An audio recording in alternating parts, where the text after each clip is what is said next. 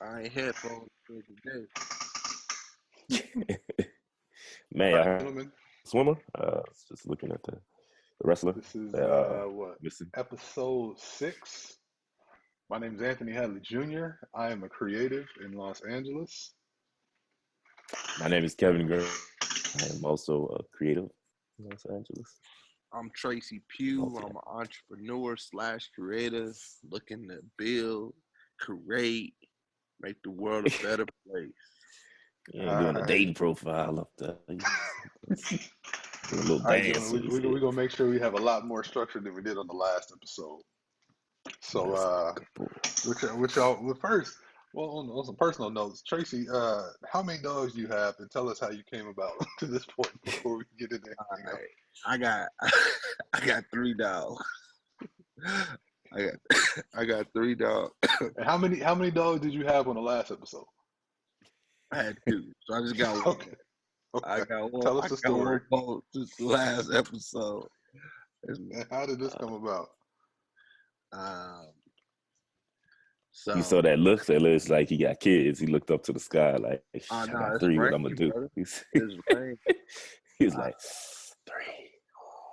I know. So you know Well, that look well, really, Kev. fostering. That's kind of how it happened. Like like the last 2, like my brother, his house burned down. He couldn't take care of this pit that I got. Hmm. So he's like 8 months. I got him in like maybe 10 weeks, and then this other one is actually it was 2 originally. It was another Oh wow. pit. It was a family member who couldn't take care of him and it was moving. It was like it was a pit English mix, and it was just a regular fond. It's a fond English, and Mm-hmm. he's 2, so he's like the newest member. I mean, I wasn't gonna keep him, but I already had an English, and he needed like some work. You know what I'm saying? Like his paws wasn't taken care of, and just different skin issues. So he's a very expensive dog, and I wouldn't want him to go to the wrong home. Somebody kind of Mm-hmm. like just use him just for breeding or whatever. So I'm like, I feel like if I do place him, it's gonna be after cause he's on antibiotics and all kind of stuff right now. It'll be after he's healthy, and if I find a good family for him. But he's doing all right. I mean, but yeah, now I got 3, man. I was like, I see how people get 3 and 4 kids, man. I You know what I get was gonna say? I feel for your girl, because I feel like if you want this many dogs, I can only imagine how many kids you go on. Right. He I'm So like, well, they're we popping already them out. started. Just because they like little kids. I don't care You what healed nobody up? says. All right, let's go again. man. You know Well, I what? It's so commend funny. you for taking care of them, though. That's I feel dope. like if the paper, if my paper's right, the sky's the limit. But I think right now I'm capping at like 2, 3. You know, I Kids or definitely dogs? want more than one because I feel like one of anything is harder than 2. Like I don't want the only child. You need to go play with your siblings. Leave me alone. So It Sadly, always that's how I feel sounds about good relationships.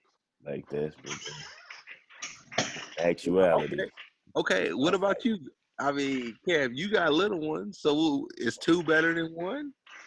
no, no, no, I'm with Kev. I ain't even no, got him. no, no, See, no. In we theory, talking like before, hypothetically. before I was like, oh yeah, it's 2, 3, 4, 10.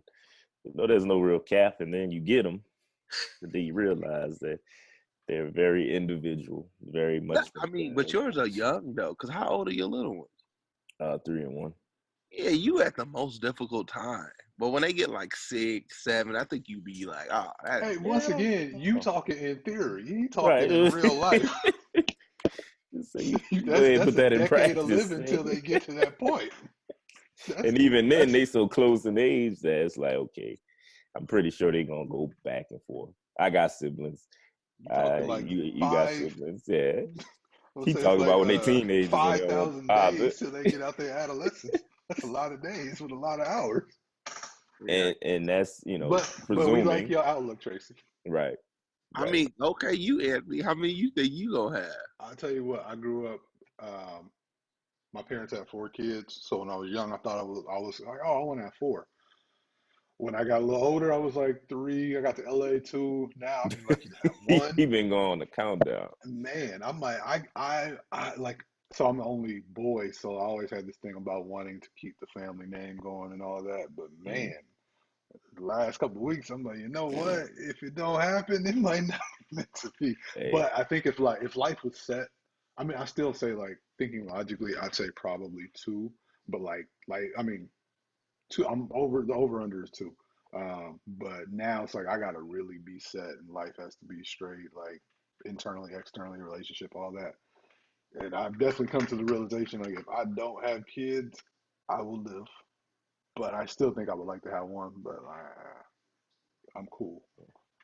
I'm gonna definitely be that old dad. Like I'm probably not gonna have a kid till I'm 40. Like serious, like dead serious. Unless I slip like up, Kevin Hart was talking about. Hey, bro. young brother, come here. He be trying to open the stroller. Well, see, that's the thing. My parents had me when they were 43, so it's like that's already in my mind. Like I just Yeah, saw my parents do it.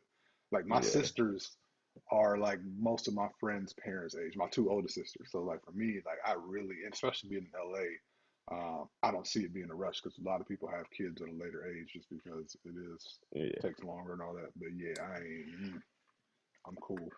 Like, cause it's so funny. Like, so I always said I wanted to have a dog. Oh, I wanted to get a dog first to like practice for having a kid. Like my sister has a lot of people have dogs. My sister has a dog, so they all came out here like 2 or 3 Christmases ago, and my sister had my sister leave the dog with me for the night. It was one night. Like the girl I was dating at the time. To Mm. y'all, I think y'all. I don't know if Tracy met her. You met her for sure, Kev. Um, she was there, so it was like for one night I had like a girl and a kid, and it was like I had to keep getting up and checking because like I used to keep my place super cold. So like at the foot of the bed there was like a I don't know like a the dog was swaddled, so I had to keep getting up and make sure the dog was all warm and shit. And I was like, yo, I had to get up like this every night, and the baby was crying. So I say that to say I can't even handle a mammal, an animal yet, let alone a child. Hey, I'm trying to dogs is it's because I had my dog first, and I Hmm. think that was a good like offset to like us waiting a little longer before we Honestly, had kids. I think I haven't had a kid yet because I've had dogs so long. Like I had a dog in college, I had a dog after college. Me and my girl got a dog, and I think you're right. It's something about like that reminder, like oh, this ain't even half of what I'm gonna have to do for the real thing. So, but it is a lot of work, especially when they puppies, because it's just like you gotta wake up in the middle of the night, you gotta potty train them, and I think Yep. that's gonna be the hardest thing for me is that waking up in the night. I think I'll be cool between like 5 and 10 p.m. But from Everything you 11 to think 4, goes out the window. what'd you say? That's everything you think goes out the window. Because it's like you do have this romantic view of how it'll be and how you feel and what you do, all that. Because again, you dealing with another personality. And I think we all forget that. Like you think, oh, I'm just going to impose my will on this little being and mold it into whatever. It's like, nope, It's gonna they have got you their wrapped own around their finger. wishes. Yep, with their own wishes and desires, and won't wake up when they won't wake up. Want to be a quiet baby, yell loud You know, baby. well, I mean, I'm not even like, yeah, that's gonna have to run its course. But I'm just speaking more on like my responsibility on like I gotta change the diaper, I gotta feed you at 2, 3 in the morning. I think That's what I'm saying. I think you missing how much of all that is indicative of what you get. Like oh, I see what you're saying. Okay, I get what you're saying. Like if you that's got like not. a nice peaceful baby, that's gonna be like, oh, I ain't gonna Oh, get I this could no do more. this again. Yeah. You get one that's like every hour. You gonna be like, you know what? I'll be like Anthony. I think one is good. He go, hey, you up You again? want to do I'm some hungry. babysitting? Mind your business. That's real. You right. I'm over here. It's not it's not a one fit all, huh? But A yeah, one size fit exactly. all. I get what you said. Okay. Oh man. Yeah, I can't even All right. debate that because I ain't even got no kids, so I gotta take your word as bond. yeah, man. Nah, what I was talking about before, and I know we wanted to get into Last Dance, though. The wrestler was at Venice with his son, and they had got into a strong current. Oh, he's a former wrestler, rather. Um, part of Crime Time. I forgot his name. I'd have to look it up real fast. I think Shad something. But they found the son, but they haven't found him. So I don't know. When time and water is at play. I know a kid in college who drowned too. So hopefully they find him. But if it was a strong current, the last time they seen him, a wave was crashing down on him. So When was the last time they saw him? So all this was yesterday at the beach, and like the lifeguards had saved his son. Apparently, there's a couple swimmers, but they got caught up in the current. So lifeguards. What were they doing? Just like working out or just chilling? Or I think it was just swimming. Like the beach was open, so okay. people was out at the beach. What city was this in? You said? I think Venice Beach, actually. In California, Venice, California. Mm-hmm. Yeah. Wow. Yeah. So I know they were still searching for him, but just something real to important swim lessons, but also not to say that he couldn't swim. You could be a very strong swimmer, but currents, that open water swimming is a whole new beast in itself. Speaking of that, so actually when I was in New Orleans for a bachelor party, one of my good high school friends is getting married. I'm the best man in the wedding. So, like, I've hung out with his family my whole life. You think you know somebody, but I'm hanging out. His dad's telling me he's an old Vietnam vet. So he got all the stories. Purple Heart, et cetera, et cetera. So we sitting there on the boat, and he tells me this story of him getting shipwrecked. Like, going to Catalina, the boat sinks. He's on a boat with like 4 other people, and he's sitting there telling me, like, I'm sitting here thinking, like, he said they were in the ocean for like 6 to 7 hours. Not like you think of the boat crashing and then maybe 20 minutes later the lifeguard come get you or whatever. Mm-hmm. I mean, he said they were chilling in the this. He said they felt stuff hitting they legs. Like he don't know if it was they had a raft or the tube, or they was just treading water. They were in the lifeguard. They were life vests. All they had was their life vest. Damn. So they was in the water for that time, like for 7 hours. Dude. And I'm just sitting there thinking, like, I can't imagine being in water for like for 5 to 6 hours, just treading water, waiting for somebody to pick us up. Well, just think if they didn't have that vest, how tired, like, your will to live of treading water for 7 hours. I don't think I would. Personally, I wouldn't make it. I don't think I can. Oh yeah, I was about to say. I think I got the will to live in a lot of environments, but that one, I'm gonna check out early. I'm like, all right, fellas. Say it's been real, guys. Had a good run. I'm gonna replay those podcasts. What I'm gonna say. I had a good run. Just turned into the Titanic. It's God's will. Man. But God, but I was just telling you that to say, like, like to share light on what you told me, and some person to hear that. But that goes to how you can be around somebody your whole life and still not know everything they've been through.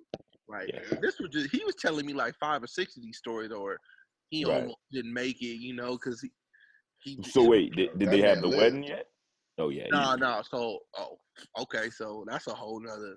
Basically, I had 3 weddings to go to this year. All of them have been.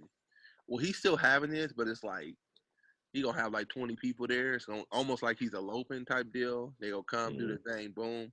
You could do a virtual, like have everybody sign on. And then my other buddy, he said 21. They gonna redo it in 21, but even then, he's like, I don't know how many people gonna be comfortable coming to the wedding, and then gotta know people's financial situation. And I'm just sitting there thinking, like, man, like, is this gonna be the new trend? Like, how the big weddings was just the thing. It was just the standard, like, well, not the standard, but it was kind of like if there was a standard, it was like, 100 people there, a big old ceremony. Is it now gonna be like 10 or 20 of your closest family members and friends? And man, remember y'all used to go to the club? It's like ain't no club, dude. That's probably it. But, virtual club. But funerals and weddings, it seemed like, that's something you really didn't think about. Like, you go, you pay your respects at the funeral, you pay your respects at a wedding, and you came in a group. It was like you sat close to people, you ate with them, and now it's like I know we speaking. I mean, but now it's just crazy even to think like how that's gonna play out. Even with a vaccine, how that's gonna play out. That's crazy. So yeah, I got no weddings this year. Well, I got one maybe. So Zoom Yeah, in. in the courthouse. online, I said that's what we need to start is an online weddings service. We know we can Oh, it's marry already there. People I'm are about already to doing it. say, yeah, That's the make first it. thing I got an email from this filmmaker. Like, everybody, y'all need to get into streaming live events. And they were talking about specifically funerals. Like, this was in March. They were saying like Yeah. that's going to be the industry, funerals, and then of course weddings. So it's a thing. It's going to be around for a minute. You mean only thing last mark before we move on. Now you can't make an excuse for not going to like a funeral or nothing. Now. Like if you just be like, oh man, I can't Uh-huh. get there. Right. I couldn't log in. Like dang. The way my Wi-Fi set up. See, I got a bad signal, right? Because Hey, I'm not really too while y'all keen on messing with, while funerals. y'all joking, I feel like it is more difficult now. Like you got to make sure the sound work, the audio work, the Well, Wi-Fi work. no. Well, no, because you ain't talking.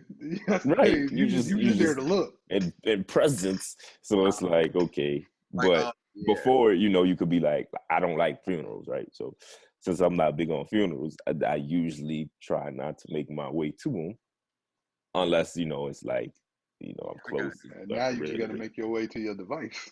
Right. It's like, oh, like why you not here? It's like, well, can't be like, And what, especially 2,000 like miles away. funeral still is one thing, but weddings, they're like that. You couldn't even just log in for my wedding. Right. For People this gonna pull you joyous for us. occasion, just to Yep. just to show face for a second. man. Yeah. Yeah, All right, gentlemen. So let's jump in real quick. Let you who saw the Last last dance, huh? dance? Who's up to Oh, date? I I binge saw. watched the whole thing last night. You see how he shook his head? He ready to go. You see, hold on. You binge watched the whole thing last night? Well, cause I forgot like not all of them. I think like Oh, he was really ready. I'm surprised you just didn't jump into the conversation like last yeah, dance. like Let's episodes go. four through 10 I watched yesterday. Oh yeah, so it's fresh. Go ahead. Tell me your thoughts. Oh, you want me Either to go one of first? y'all. Either one of y'all. What didn't you like? Okay. I mean, there was nothing I didn't like because I've been an athlete my whole life, so it was just really, I guess, because I grew up, I didn't really see MJ play. You know what I'm saying? Like, I was born in '89, so I think the peak of his playing, I was still kind of young. I was Mhm. young, not kind of. I was young, so I didn't get to experience, and I didn't really comprehend what was going on. So you hear, be like Mike, I'm a Kobe era. You know, I seen Kobe, develop. Mhm. So it was just really nice to really see. If you saw Kobe, you saw Jordan. Nah, but it's different though, man. It's like, you know, and that was the thing I think. My whole life, Michael Jordan has been bigger than life. Let's just say what it was. He was just Mhm. bigger than be like Mike. He was just huge. He was Mhm. he was like I think who said it? Reggie Miller. He was he was Black Jesus. Mhm. He was that icon to be in every athlete, not even just basketball. Like what what it looks like to be the best at something. So just knowing that, and then you hear stories about how maybe he wasn't an approachable person, or maybe he wasn't this or this or that, and it was just really nice to see like him in like a human form. I guess that's what I took from it. Like, man, he's like a real human being with real human issues, and even though he's just a great athlete, he still has stuff he likes and don't like. He still needs to get motivated. He's not even though like they try to make it, he is a machine. He got to find inspiration. He got to read between the line. And I think with the what I so what that's I mean, there was nothing I didn't like, but what I really did like about it was it just showed me even as his career developed, even as he kept winning championships, even though he was established as the best player in the NBA, he kept finding that motivation, whether it was something somebody said, whether it was something a coach said about him, a player said about him, and he kept replaying that in his mind, and he took whatever he could to motivate himself, and I just thought that was really impressive. And I also like the fact that it really showed how Michael, not just Michael, Magic, Michael, all these great players, really took a sport that, you know, it was doing well, but really developed it into what it is today. Like, like even Pippen. Like, I didn't know Pippen was playing pretty much on a minimum wage contract that whole time. You know, in my mind, Pippen was getting breaded out,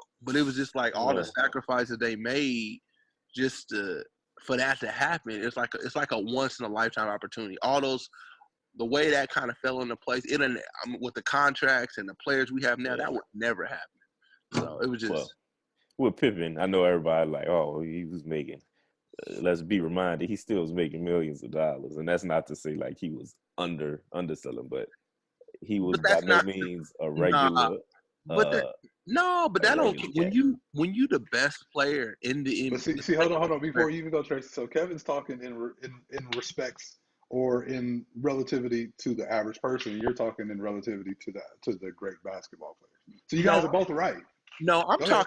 I'm talking relativity to the environment he was in and into basically to his owners. So, you know, that'd be like you bringing in millions of dollars for the company you work for, and they like, okay, we're gonna give you $100,000 a year, and you like, what? But that's what I'm saying. Like he was. You guys are literally you're both Yeah. right. You're both right. Yeah. You're just talking about like you both are here, Right. He's but speaking. He's speaking Kevin's going from from the. here to here. You're going from here to here. Yeah. I'm So saying yeah, in both are the right. larger picture, right? Sure, he wasn't getting paid. I mean, Jordan wasn't getting paid with. It wasn't until the back end that The he was last couple getting of years. $30 million. But Jordan still was getting the top of at the time at the max contracts they had at that time. Yeah, he wasn't getting what Kobe was But getting. that was not in the beginning. In the beginning, he No, wasn't not getting that. until the last like 2 or 3 years. Yeah, That's what Kev was saying. Like no, those last couple of years he was getting caked he out. was getting. But Yeah, up he was Yeah, getting until like yeah. then, 30 Jordan didn't million. he was get making break more out than Pippen. to his But last contract, but he also, what I'm trying to say now, if was you're talking about off the court, it's he different. wasn't getting Right. minimum wage, is what I'm saying, in the NBA. But neither one of them were. That's But what I yeah, was like. Scotty got a raw He deal. was the Scotty got a raw deal. 122nd highest paid. Right. You know how many basketball players they still have in the league? He wasn't getting his worth. We agree upon that. But by no means was he poor, is what I'm saying. And he also, like, if you look at it, it was reasoning behind him doing that too, because he was like, "Well, I was taking care of my family. I was doing it wasn't. this." So. No, it was lack of knowledge. That's all that was, because there's no reason for somebody to take less money, like whenever. Yes. No, so it was lack of knowledge, but he told you his reason. Yeah, he was taking care of his family. He very much could have stopped and been like, he said verbatim how, because they showed his daddy had the stroke, right? And his brother, I don't know what happened to his brother, but he had two people in his house with a wheelchair. He came from a super large family, and he was like, when in the beginning, the first part, not when he did sit out, he was like, well, I had people to take care of, and I just felt like at that time it wasn't best for me to I guess broach that subject. So it wasn't like he was unaware. And let's be clear. None of us are saying that we all are in agreement that he was. Well, I think we're all in agreement that he was underpaid. Yeah, but we're he was just definitely underpaid. different But thoughts I'm just saying, I'm just saying the grand scheme of it. The grand scheme, and that's what makes it worse, is because, okay, yeah, he was underpaid, but he also was like underpaid for like 8 to 10 years. You know what I'm saying? Like, But see, he wasn't like that to me is what separates him and Mike. So like you go back to the part where Mike was like the 10 pills, one of them was going to kill you. Mike was going to take that gamble because he was going to win. Scotty wasn't willing to always take that gamble, and I'm not saying he should have. Like I think I can't say if I was in his position I wouldn't have made the same. Well, I'm a gambling man when it comes to like business, so I probably would have taken the chance. But like I know many people that wouldn't have taken that gamble. I get what you're saying about lack of a lack of information, but at that time nobody forced him to do it. He literally could have just extended the deal or taken another deal, or he could have sat out. But he did take that. He did make that decision. It sucked, but I think even the owner told him not to do it. Right? But I guess what I'm trying to say, the same thing that happened to Scottie Pippen is the same thing that happens to athletes today, and it's the same thing that happened to artists. It's like, okay, absolutely, no one's forcing you to take this deal. But there is a difference. Go ahead, but go make your point first. No, but I'm just saying, no one's forcing. Yeah, he wasn't forced, and yeah, he thought he was doing what was best. But it's like at the same time, you know, there has to be like some type of Law and Order in a sense, where okay, yeah, you can sign this slave deal for 4 to 5 years, and then we can renegotiate. You can't lock me in at 18, 19. What if somebody locks you into a contract at 18, 19 and was like, hey, man, we'll talk about it when you're 35. You know, I But I get renegotiate. hold on, let me go back. I get what you're saying completely. And when you're talking about artists and a lot of athletes, that happens. But Scotty's was not the same case. The actual owner told him not to sign the contract that he was given. Like everybody except for one person that was around Scotty, even the people that benefited from the contract that Scotty signed, told him not to do it. That doesn't happen with artists. With artists, they get screwed, they get finessed. Scotty didn't get finessed. Scotty just didn't take the chance. It sucked. Scotty's been undervalued his whole career, and he is indicative and hold on, and he's an example of athletes and artists all across the world. But he didn't get in that situation the same way that all these other athletes and artists did. And I'm not disagreeing with that. I mean, I know Scotty takes obviously majority of responsibility, but I'm saying as an owner or as a person who's representing the team, if you really feel that way, why would you even offer that contract? Is what I'm trying to say. it's Because he has a business. fiduciary responsibility to his shareholders. It is He business. does. He does have now as a businessman, do you not have a responsibility to your shareholders or I to your mean, board or to your other business partners? but there's ethical. That's what I'm saying. If you feel He like this told is an But ethical that's where contract, the ethics came in. Like he wouldn't have done that, I don't think, to most people. But I won't say he loves Scotty. Like that's where and I get where you're saying there's a clear line. And I right. think in just about any other scenario, I would agree with you. But the guy said, hey, this is what we got to do for business. This is what we're offering you. If I was you, because you my man, I wouldn't sign this. But if you're gonna sign it, I can't stop Put it to you this way. Let's take the fact that it's millions of dollars or whatever. If you have a person that's working a 9 to 5 that has a secure paycheck, right? And there's a potential to get this other job, but they have a family that they paying for consistently that's expecting this. And you're not 100% knowing that you're going to get this other option, right? Just because you operating from a sense of, okay, well, this is working, it's good, I got mine. I'm not going to take the risk yet because you probably figure I still got these years yet left to build and get better, whatever, whatever. Most people, unless you're a gambler, man, unless you're a risk taker, they're not going to just jump ship when they already know that they have a sure thing. And I guarantee you, that's how he was operating. It was like, well, I have this. And because if I'm the owner and I'm telling you before, and you know it wasn't just the owner telling them that, it was like probably more than just the owner. But he even said, like, I had things I needed to take care of. So in the back of his mind is, okay, well, I need to make sure they're good, because that's the type of dude he is. And then I could take this. And he eventually got his money. So I guess what I'm trying to say, and I agree with what you're saying, and I agree with you saying to it, both of you guys to a certain degree. I'm saying it's the same thing like what happened in, I think it was 2007, 2008 with these mortgages. People did not understand what was going on. It was like they was putting people in these houses, but they wasn't explaining to people like, hey, this is an interest only loan, and in 4 or 5 years, the interest is gonna hit on top of your mortgage, and your mortgage ain't gonna be 2,000, it's gonna be 6, 7,000. right. So hold right there, right?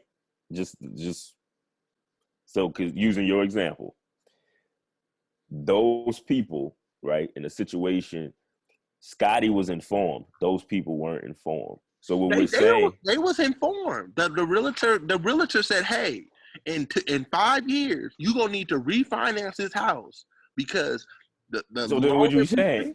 Hold on real quick. So I think the parallel you're making for every other athlete that we see and artist is a great relation to that. I just think Scotty's just not the best example. I think that's the only reason we're getting caught up is just because Scotty's situation was unique.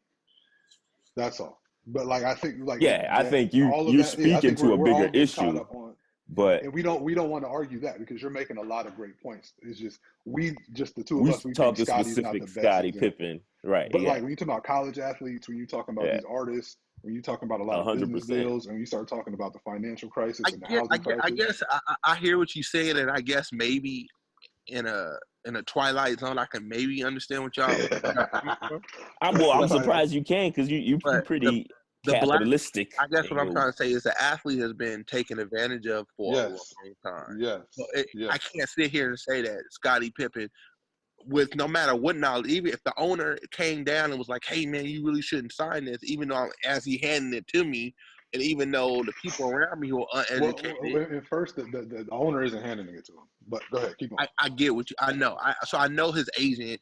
It really was his agent's fault. He had a bad agent. His agent had him get this deal. Scotty really didn't understand it. Probably trusted the dude. He was like, "Hey, this is guaranteed money." Scotty was like, "That's all I care about is guaranteed money. I ain't trying to risk nothing." I get his mindset. He came from poverty. His parents didn't have nothing. So he like, "Hey, I ain't never seen $1 million. So you gonna offer me 5, 6? Cool. 10 years? That sounds good. And if I get hurt, I'm getting paid. Yes, that sounds great. But what I'm trying to say is, and that maybe was great when he was a rookie coming in, when we didn't know he was going to be the Pippen he became.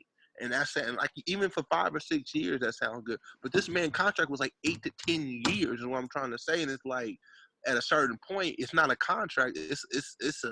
It's slavery. That's what I'm But trying to say. Scotty was in a very unique situation because the game was changing around him. When Magic came in, Magic got like what $1 million a year for Yeah, every year he they played, was. I mean, and he you had a see them on long Jets. contract. But the difference is when Scotty, like, things happen in real time in Scotty's life, and he just got caught right in the middle of it. So when Scotty came in the league, that's when Magic was making $1 million a year for an extended contract.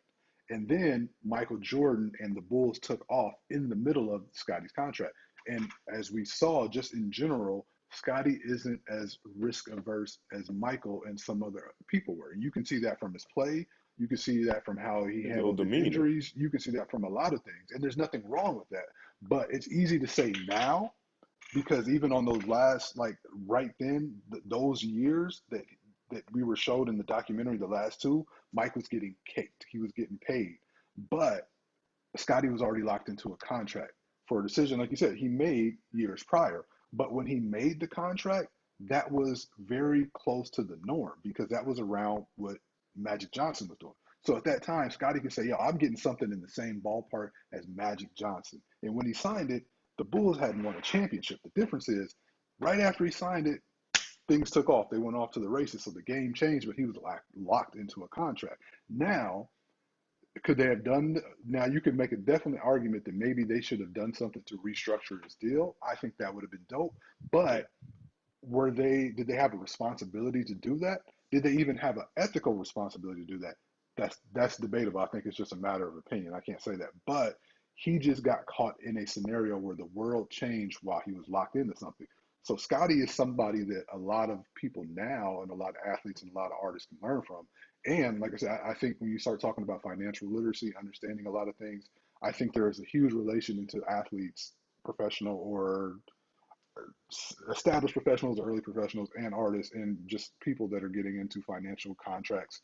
There's a parallel across the board where people need to learn stuff. We're just saying, though he's the most prevalent example right now, he may not be the best example for your argument, but you're making great Yeah. points regardless.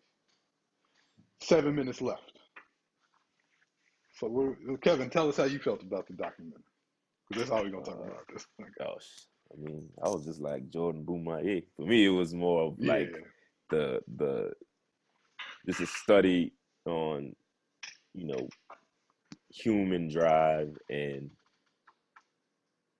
people that are driven to win, right? Like I was a I'm a Jordan fan, I guess as big as well, a lot. Not as big as most people who are. Like I always could appreciate Michael Jordan for whatever I learned from hearing and, highlights and what I can recall from being a kid watching.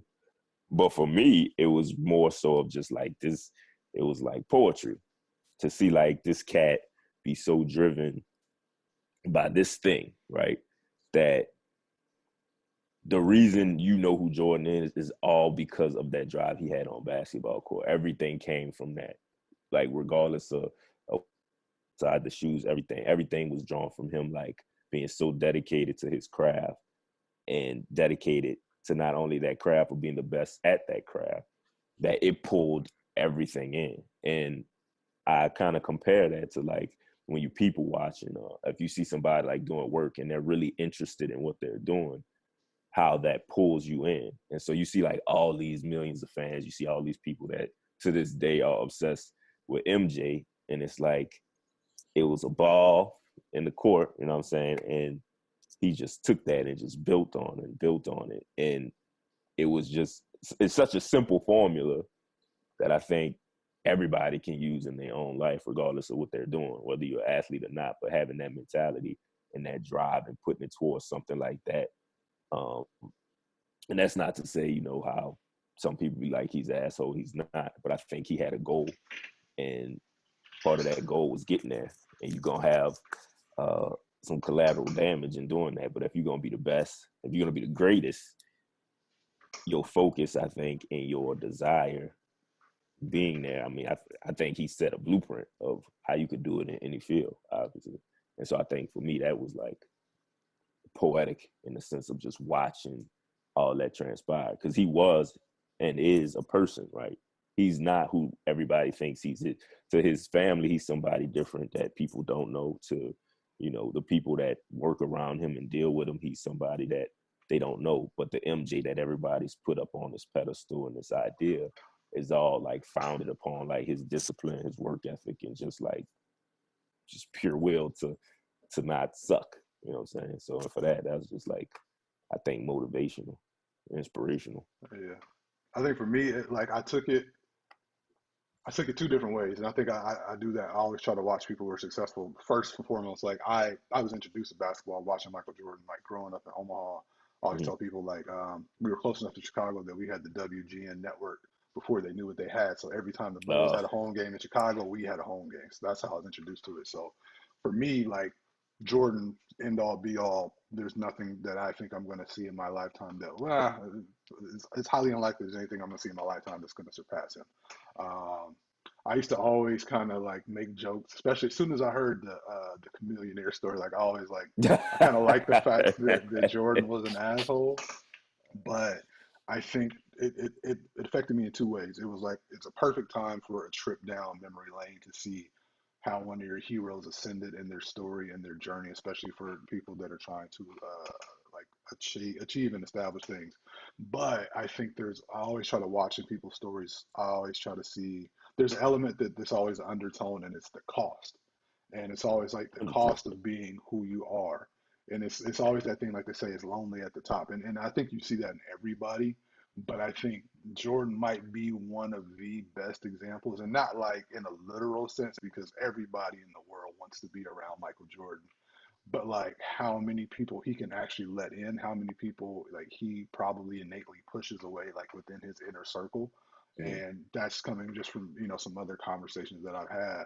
Um, but I think it was just because I think it's in life, we all have our dreams, we all have our goals, and we all say we want to do this and we all want to achieve things. But I think seldom do we ever know starting out how much it really takes. But I think if you watch people's story, you'll see like the cost. And it's like, okay, if you want to do this, that singular mindedness is what allowed him to be the greatest ever. But also that singular mindedness probably affected all of his relationships. And it's just one of those things like I'm not here to even critique them. It's just one of those things like for me, I watch those things and I'm like, yo, could I do this?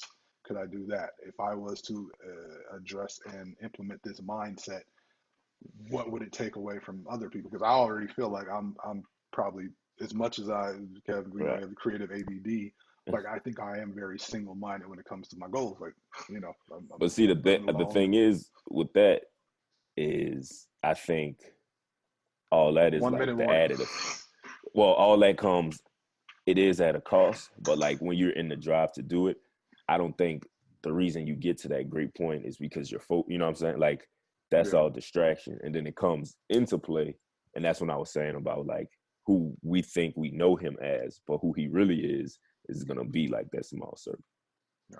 Tracy, you got anything to add before we close out? I mean, I got so much, not even enough time. But I will say this: one thing, Michael Jordan was the greatest to ever do it because one, he was the first, and we know like anything that's successful, if you're the first to do it and you do it right, you made that mark. Because if you even look into the documentary and do some research on it, him being one of the first international athletes in the world, and that makes it, you going from just being popular in the U.S. to being popular in the world. I mean that when you're the first to do that, you're the first that they've ever seen. You know, the first black man in sports, like swaggy out. I mean, it really put not even Michael, but basketball on the map. You know what I'm saying? So Hmm. it's even deeper than Michael. It's like, you know, it's history. You know, and I think that's what was so great about it was they captured all that on. They captured all those moments. So I can go into that a little longer. I know I ain't got much time, but I would just recommend anybody do their research on the history of Michael, the history of the NBA at the time, the financial system, the financial situation in the NBA at the time, and you'll see that Michael didn't just wasn't just the greatest. I mean, I even say, you know, I've heard from my mentor, he saved basketball, you know, because it wasn't doing well financially. But we'll leave it as All right. that. All right. Well, we'll check in on another one soon. Let's Remember that offline point? figure out Yeah. a time, and then let's get right back to it so we can finish this up and then get on some other.